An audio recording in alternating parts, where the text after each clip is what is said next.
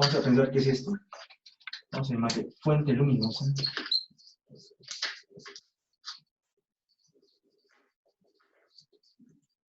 El experimento consiste en emitir un rayo de manera horizontal hasta donde se encuentra también prácticamente un espejo. Entonces ese espejo lo voy a colocar aquí. Entonces para nosotros esto va a ser nuestro espejo.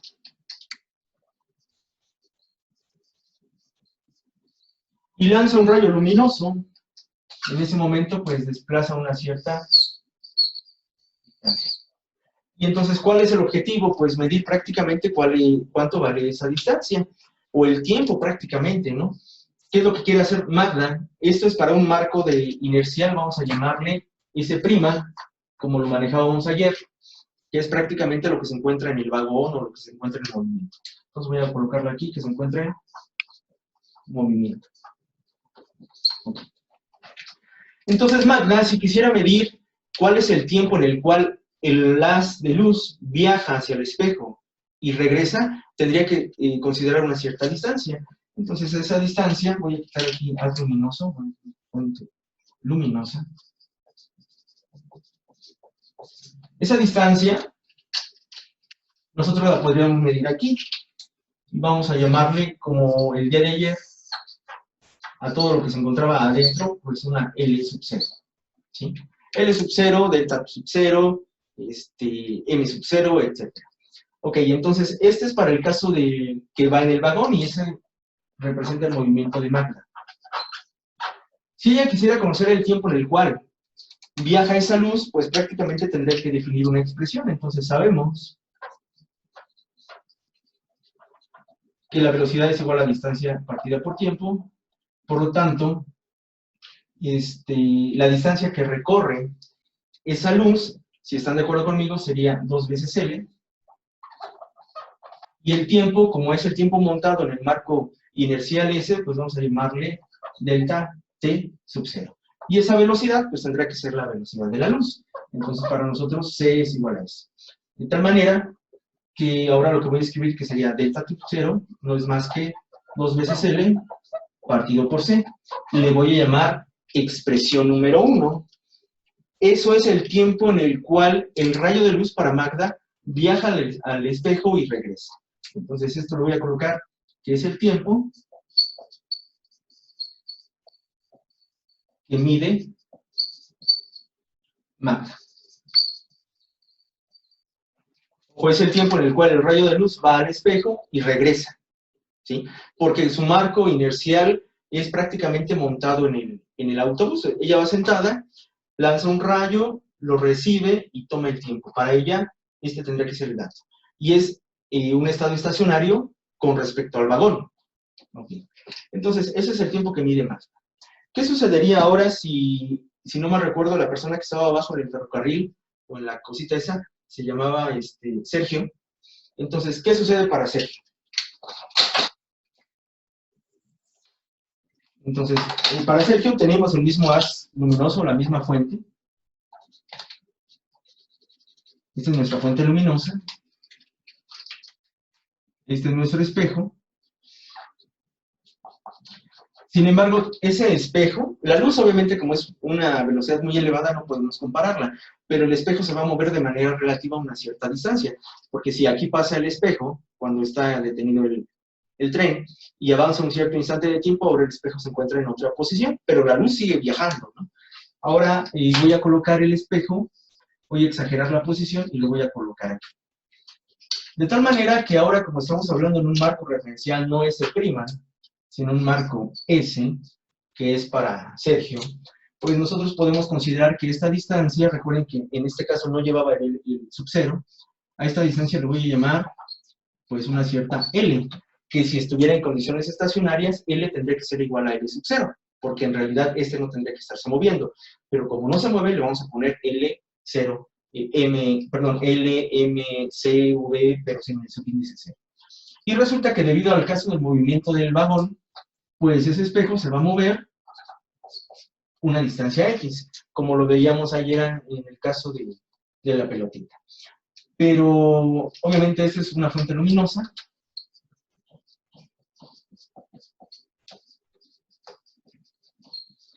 vamos a llamarle espejo, y a esto pues espejo primo, ¿no? Que es la posición del espejo durante un cierto intervalo de tiempo. Si el vagón o el objeto que va viajando lleva una cierta velocidad, yo podría determinar esa posición en función a aquí. Tenemos la expresión de que sabemos, voy a volver a escribir, sabemos que la velocidad es igual a la distancia partida por el tiempo, ¿sí? Pero ahora esa distancia pues sería x, y ese tiempo, como lo está midiendo S, que en este caso sería Sergio, sería delta t. ¿Y quién sería en este caso la velocidad? Pues para nosotros tendría que ser la velocidad de la luz, ¿sí? O, como es un movimiento referido a un objeto, en lugar de la velocidad de la luz, voy a colocar una U de una velocidad que representaría el movimiento del carro, del vagón o de lo que fuera. De tal manera que ahora X para nosotros tendrá que ser U por delta T.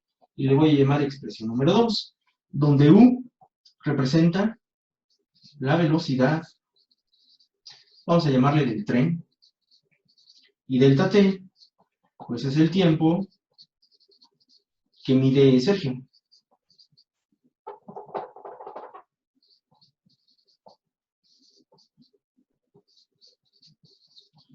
Y como ese t es un tiempo de ida y vuelta, porque aquí le puse un t sub 0 de ida y vuelta, entonces vamos a bautizarlo para no confundirnos, que este delta t, vamos a llamarle delta t1 y delta t1, que involucra únicamente el viaje de la luz hacia la derecha, porque no lo estamos analizando hacia la izquierda, lo estamos analizando cuando está viajando hacia allá.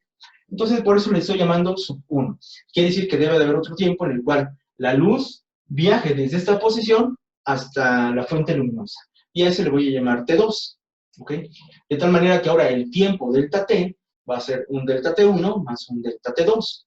¿Y por qué lo consideramos así? Porque aquí hay un movimiento relativo. Hay un movimiento del autobús o en este caso del tren con respecto a la Tierra. Aquí no. Aquí simplemente es distancia 1 es igual a la distancia 2, por eso es 2 veces L y partido por un tiempo. Ok. Entonces, ahora lo que vamos a dibujar, pues sería aquí, voy a quitar esta X y le voy a colocar, que eso ya vale para nosotros, una U por delta T1. ¿Sí? ¿Estamos hasta ahí, chicos? ¿Alguna pregunta hasta ahí? ¿Dudas hasta ahí? ¿No? Ok. Recuerden esto de las ecuaciones porque las voy a ocupar en algún momento. Vamos a borrarle esta parte. Entonces, no, yo creo que borro esto. ¿Ya tenemos esta parte, chicos? ¿Ya? ¿Sí? Ok, borro esto. Eric, ¿sí?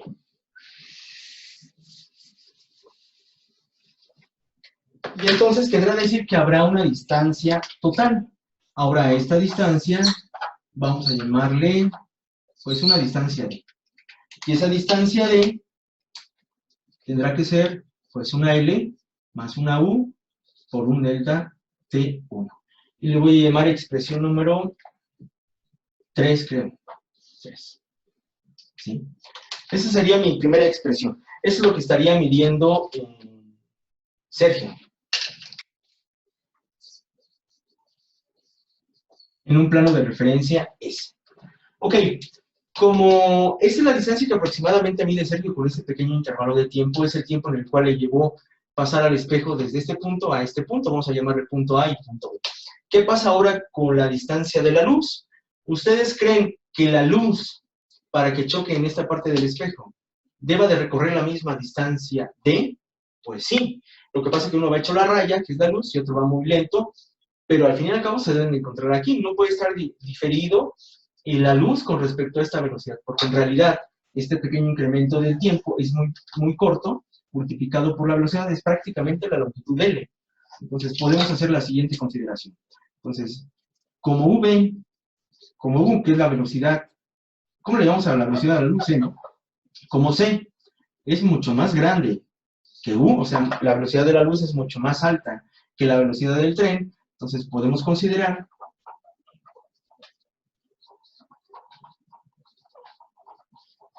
que de igual manera la velocidad es igual a la distancia partida por el tiempo. Ahora la distancia, en este caso que recorre, pues tendría que ser una cierta distancia, y esa distancia es prácticamente, pues, D. ¿Entre qué tiempo? Pues, ¿qué tiempo tendríamos que haber considerado aquí? Obviamente es igual a C, pues es el mismo tiempo, delta T1. ¿Sí? Velocidad es igual a distancia partida por tiempo. ¿Qué distancia? Aquí le puse D, pero coincide con esta letra distancia D, y si le pongo una X, pues va a coincidir con una X que pusimos, entonces vamos a llamarle pues una X así, rara. Distancia partida por tiempo. ¿Cuál es la distancia? Esta distancia D, ¿en qué intervalo? En un delta T1. ¿Por qué es el mismo tiempo que aquí? Porque deben de llegar los dos objetos, tanto el espejo como la luz, al mismo tiempo. Entonces, aquí tenemos una ecuación que yo podría escribir como D es igual a C por delta T1. Y le voy a llamar expresión número 4. Quiere decir que aquí tengo una expresión que regula a D, y aquí tengo otra expresión que también regula a D. Esto es lo observado por Sergio, y esto es lo observado prácticamente por la luz, es lo único que ha recorrido. ¿Sí? Entonces, hasta ahí vamos, tenemos esas expresiones. ¿Qué es lo que tengo que hacer ahora? Pues tratar de conocer cuánto vale el tiempo que mide Sergio, pero yo necesitaría primero conocer cuánto vale delta T1. Y para conocer cuánto vale delta T1, o sea, el tiempo de ida, pues tendría que conocer de estas dos expresiones la variable. Y como de las dos están igualadas a D, lo que puedo hacer es igualar las expresiones y despejar a delta T1. Y eso quiere decir que voy a tener que borrar esto de acá mejor, y lo que podemos escribir sería lo siguiente. Y le coloco igualando 3 con 4.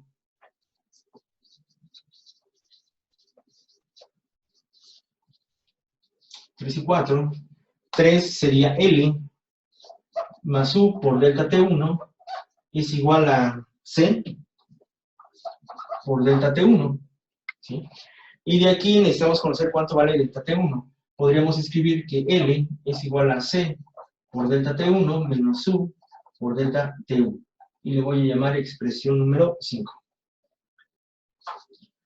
Por lo tanto, L tendrá que ser delta T1, que multiplica C menos U, factorizando. Por lo tanto, el delta T1 no será más que L partido por C menos U. Y le voy a llamar expresión número 6.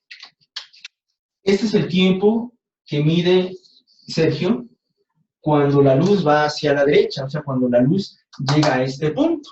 ¿Sí? Y vean que es obvio, tal vez no necesitamos haber hecho tanto relajo, porque en realidad el concepto es muy simple. Sabemos que la velocidad es igual a distancia partida por tiempo, entonces el tiempo es igual a distancia partida por velocidad. Entonces el tiempo es igual a distancia partida por velocidad. La distancia es L, y la velocidad es una velocidad relativa, C menos U. ¿Por qué? Porque la velocidad de C es grande y U es pequeña. Entonces, en el momento en el que se encuentren, pues va a ser prácticamente la velocidad de C menos la velocidad de U. ¿Sí? Cuando van, en este caso, en la misma dirección. Hagan de cuenta que esta cosa se va frenando. En realidad, aparece el signo negativo porque van en el mismo sentido, solamente que uno es de mayor magnitud y uno es de menor magnitud, y esto es una velocidad relativa. Si yo voy a 100 km por hora y él va a 50 km por hora, la diferencia de ellos, aquí sería efectivamente la velocidad en la misma dirección. 100 menos 50 sería una velocidad relativa hacia la derecha. Y ya habríamos conocido en este caso cuánto vale el delta T1. Entonces, ya para no hacer otra vez un análisis similar, pues, ¿qué sucedería ahora con el tiempo de regreso? Vamos a escribir lo siguiente.